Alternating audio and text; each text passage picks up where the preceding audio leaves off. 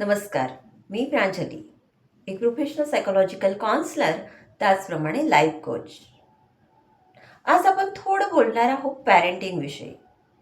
हो, पॅरेंटिंग कसं करायचं याबद्दल आपण बरीच चर्चा केलेली आहे किंवा तुम्ही बरेच व्हिडिओज बघितलेले असतील. परंतु मिसपॅरेंटिंग कसं होतं?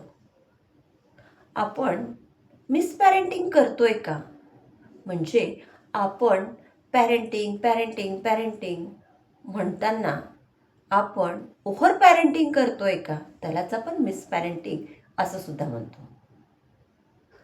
बरेचदा आपण मुलांच्या भावनांचा विचार करावा, मुलांना समजून घ्यावं, या गोष्टी गरजेच्या आहेतच.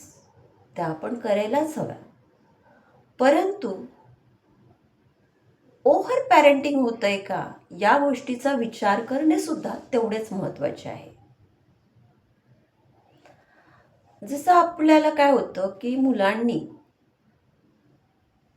एकतर आजचा जो वेळ आहे, काळ आहे, तो म्हणजे आधी होता हम दो हमारे दो, पण आता झालाय हम दो हमारा एक ही काफी है.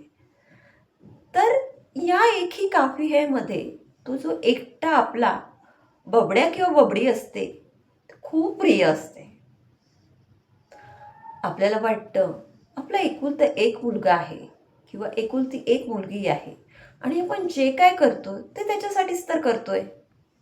तेव्हा आपल्या या बबड्याला किंवा बबडीला कसं खुश ठेवता येईल, तो नाराज कसा होणार नाही किंवा ती नाराज कशी होणार नाही, याची आपण खबरदारी घेत असतो. मग त्याचे खूप लाड आपण करतो. त्यांनी हवी असलेली गोष्ट त्याला त्याच वेळी देतो. परंतु इथेच आपण चुकतो. इथे या गोष्टीचा ती आपली मुलं फायदा घ्यायला लागतात. फायदा घ्यायला लागतात म्हणजे त्यांना वाटतं की आईबाबांना आपण म्हटलं की ते आपल्याला लगेच देतात. ही गोष्ट आज जरी आपल्याला खूप साधी आणि सरळ वाटत असली तरी ती तेवढी साधी आणि सरळ नाही आहे. जसं की मुलांनी म्हटलं की आई मला आज नवीन पेन्सिल घेऊन दे. आपल्याला वाटते काय 2 रुपयाची 3 रुपयाची पेन्सिल आहे, काय जाणार, आपण लगेच त्याला ती पेन्सिल देतो. त्यानंतर आपण बघतो की एखादा टॉय असेल, मुलगा म्हणतो की आई मला ते टॉय खूप आवडलं, प्लीज. मुलगा म्हणतो की मला ते टॉय खूप आवडलं आणि आपण लगेच त्याला ते घेऊन देतो, कारण मुलाचं मन दुखवायचं नाही. आपण जे अर्न करतो ते कुणासाठी करतोय? मुलासाठीच करतोय ना. मग त्याला हवी असलेली गोष्ट द्यायलाच हवी, असा आपण एक माइंडसेट पण करून ठेवलेला आहे. मित्राकडे ते टॉय आहे, माझ्याकडे ते टॉय नाही आहे, किंवा मित्रांनी तशी सायकल घेतली म्हणून मला तशीच सायकल घेऊन दे, असं म्हटल्यावर आपण लगेच 2 दिवसात जातो. किंवा कधी कधी तर पॅरेंट्स इतके ओव्हर पॅरेंटिंग करतात की मुलांच्या डिमांड्स म्हणजे त्यांनी मागितलं तर मुलंसुद्धा जेव्हा तुम्ही त्यांच्या डिमांड्स लगेच फुलफिल करायला लागतात, त्यावेळेस त्यांच्या डिमांड्स वाढत जातात आणि त्यांना वाटतं की नाही, इझी आहे, आपण तोंडातून काढलं की ती गोष्ट आपल्याला मिळतं. आणि आपल्या पॅरेंट्सचं असं होतं की आपण आपलं लाईफ हे खूप स्ट्रगलमध्ये घालवलेलं असतं.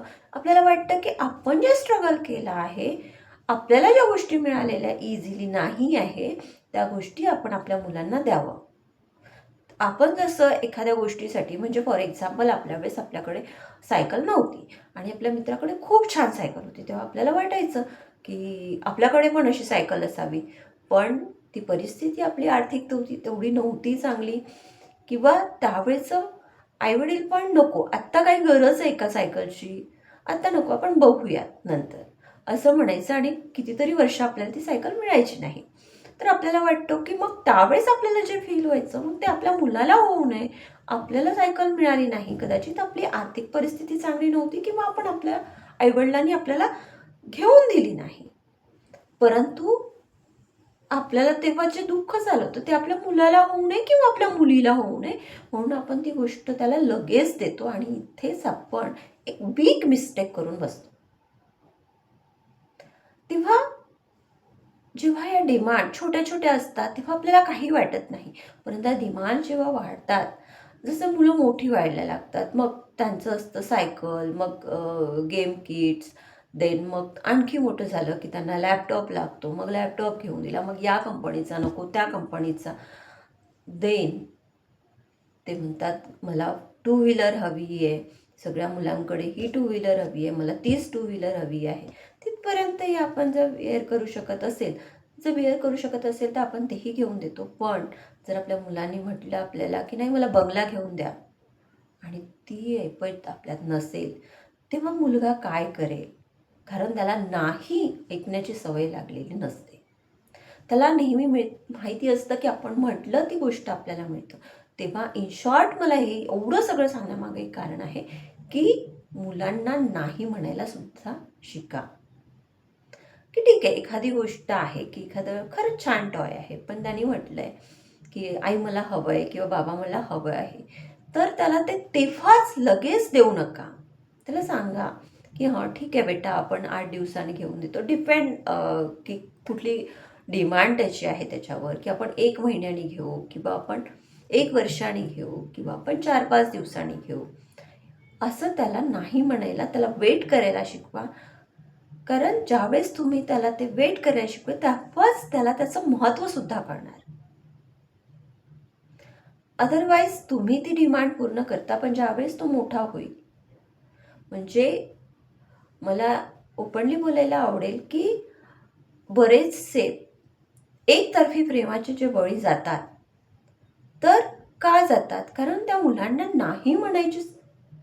नाही ऐकायची सवय नसते, नाही ऐकायची सवय नसते. मग एखादी मुलीवर त्यांचं प्रेम जडतं आणि ती मुलगी जेव्हा ते नाकारतं, तेव्हा त्यांची तळपायातले मस्तकात जातात आणि ते काय करतात हे मी तुम्हाला वेगळं सांगायला नको.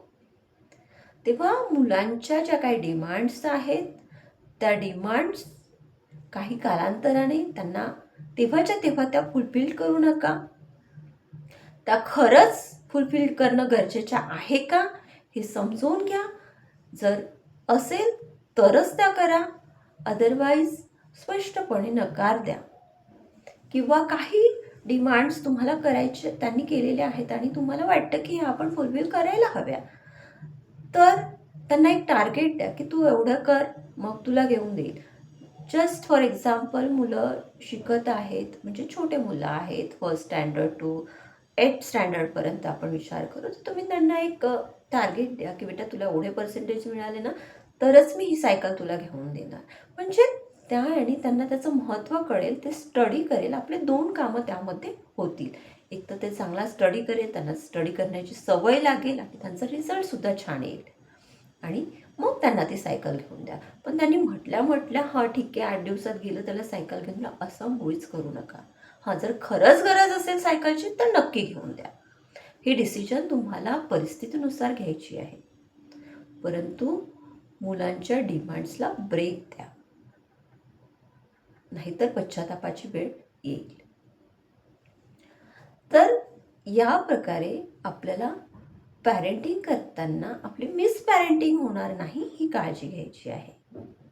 जर आपल्या काही पॅरेंटिंगविषयी समस्या असतील किंवा आपल्या मुलांच्या काही समस्या असतील की त्याचं एज्युकेशनल आलेख खाली जातो आहे किंवा तो ऐकत नाही आहे, नेहमी चिडचिड करत आहो किंवा तुम्हाला कुठेही ॲबनॉर्मल बिहेवियर दिसत असेल, तर तुम्ही प्रांजल सायकोलॉजीला व्हिजिट करून आपली अपॉइंटमेंट बुक करू शकता. कारण हे एक हक्काचं आपल्याला वाटतं की अरे मुलगा आज या कारणाने असं वागत असेल, त्या कारणाने वागत असेल, या आपण कारणं शोधतो आणि स्वतःचं समाधान करू शकतो. परंतु जर तुम्ही एक सायकोलॉजिकल काउन्सिलरकडे जाऊन योग्य मार्गदर्शन घेतलं, तर ते प्रॉब्लेम आपले कमी वेळात सॉल्व्ह होतात. जर तुम्ही माझ्या या प्रांजल सायकोलॉजी या यूट्यूब चॅनलवर जर नवीन असाल, तर चॅनलला नक्की सबस्क्राईब करा. मी फक्त मुलांचेच व्हिडिओज घेऊन आपणासमोर येत नाही, तर विविध विषयावर आपण सायकोलॉजिकल आस्पेक्टनी यावर आपण प्रकाश टाकण्याचा प्रयत्न करतो. मोटिवेशनल आहे, कारण मोटिवेशनल व्हिडिओजमुळे बरेचदा ना एक व्हिडिओसुद्धा आपल्याला एक उभारी देऊन जातो की आपल्याला वाटतं की नाही, एकदम फ्रेश होतो, रिफ्रेश होतो, की अरे मी काय विचार करत होते. तो व्हिडिओ ऐकल्यावर वाटतं की नाही, एक मोटिवेशन मिळतं. सो प्रांजल सायकॉलॉजी या यूट्यूब चॅनलला नक्की सबस्क्राईब करा. व्हिडिओ आवडल्यास लाईक करा आणि आपल्या नियर अँड डिअरला शेअर करा. धन्यवाद.